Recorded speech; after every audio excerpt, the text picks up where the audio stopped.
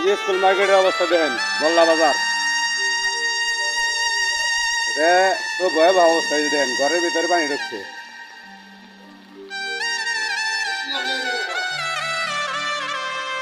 কি অবস্থা দেখেন, প্রত্যেকটা ঘরেই পানি। স্কুল মার্কেট এটা মোল্লা বাজার। আচ্ছা ভাই, আপনাকে দোকান দেন নিশু তাই না? আচ্ছা, এই প্রতি পানি বৃষ্টি হইলে যে এইরকম পানি হয়, তার তো আপনাকে ভয়াবহ না অসুবিধা? ভয়াবহ অবস্থা, দুরবস্থা, দুরবস্থা। চলুন, তারা নদীতে স্টে রাখতে পারে না এবং পুকুরি পানি হয়।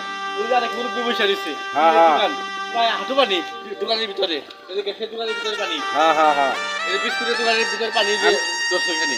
আমি তো প্রত্যেকটা দোকানে দেখতেছি পানি গেছে। এই যে আর এই যে খাবার খাবার দোকানে পানি, হোটেলের ভিতরে পানি। আচ্ছা, স্কুল কর্তৃপক্ষের জানেন না আপনারা? স্কুল কর্তৃপক্ষের অনেকবার জানানো হয়েছে, তারা কোনো ব্যবস্থা নেয় নাই হলো। তাহলে তো এটার সমস্যা, ভয়াবহ সমস্যা। এটা প্রত্যেকটা দোকানদারে যাই একবারে একটা আবেদন করা উচিত। তাহলে করা উচিত আমার মতে গরিব সমিতি সহ, স্কুল কমিটি সহ বা স্থানীয় চেয়ারম্যান সহ, প্রশাসন সহ সবাই সম্মিলিত একটা প্রতিষ্ঠান দেওয়া উচিত এই বিষয়ে। আমিও তাই মনে করি। মানে বৃষ্টি হইলে যে একটা দুরবস্থা সৃষ্টি হয়। এই যে প্রত্যেকটা দোকানে পানি, হলো স্কুল মার্কেট মোল্লা বাজার। এই যে একটা খাবারের দোকান, এই যে দেখেন কি অবস্থা। আমরা সবাই স্কুল পক্ষ আছে বা বাজার বণিক সমিতি আছে, তাদের দৃষ্টি আকর্ষণ করছি। এটা তো আসলেও মানে বলার কিছু না। এটা তো মানে 15 বছরের দুর্ভোগ বলে যে কি কয়। এই যে দেখেন, আমিও পানির মধ্যে, এই যে পানি, আমিও পানির মধ্যে। মানে হাঁটু। এই জায়গায় একটা কোচিং সেন্টারের মতো বা একটা যে অফিস, এই দেখেন অফিসের ভিতরে পানি। মানে বৃষ্টি হইলেই পানি। এই যে একটা টিনের দোকান, টিনের দোকানে দেখেন,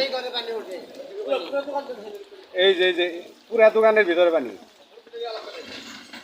আপনি এনে কত বছর ধরে দোকান করুন? আমি দোকান করি 25 বছর হয়ে গেছে। 25 বছরের ধরে আমার মনে হয়।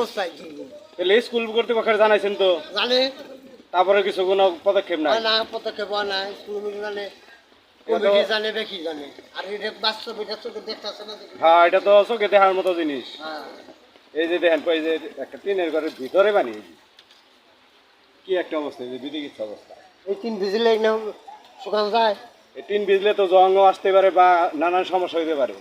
এটা হাজার হাজার টাকার একটা ক্ষতিগ্রস্ত প্রত্যেকটা দোকানদার। এই যে দেখেন, প্রত্যেকটা গলির মধ্যেই পানি আর পানি। বৃষ্টিতেই